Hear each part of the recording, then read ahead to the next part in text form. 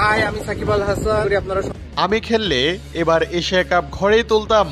পাকিস্তানের বিপক্ষে ইজি জেতা ম্যাচ হারের কষ্ট সহ্য করতে না পেরে বিদেশ থেকে হঠাৎ লাইভে এসে যা বললেন বিশ্বসেরা অলরাউন্ডার সাকিব।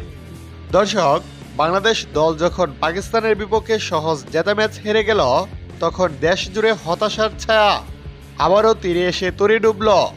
স্বপ্ন ভঙ্গ হল 18 কোটি মানুষের। সেই হতাশায় যেন আরও আগুন জ্বালালেন দেশের তারকা অলরাউন্ডার সাকিব আল হাসান। পাকিস্তানের বিপক্ষে এমন হার দেখে রীতিমতো অবাক হয়েছেন তিনি। তাই তো হঠাৎ লাইভে এসে সাকিব বলেন, এমন ক্লোজ ম্যাচ তো হারার কথা নয়। আমি থাকলে ফাইনাল নিশ্চিত ছিল, ট্রফিটাও আমাদের ঘরে নিয়ে আসতাম। বাংলাদেশকে নিয়ে আমার ভরসা আছে, তবে বড় ম্যাচে নার্ভ ধরে রাখতে হয়। তার এই বক্তব্য মুহূর্তে ভাইরাল হয়ে গেছে সোশ্যাল মিডিয়ায়। ভক্তদের তার এমন মন্তব্য নিয়ে কেউ কেউ ইতিবাচক, আবার কেউ কেউ নেতিবাচক মন্তব্য করছেন। অনেকে বলছেন, সত্যি আজ সাকিবকে খুবই দরকার ছিল, অভিজ্ঞতার অভাবেই ম্যাচ হারতে হয়েছে।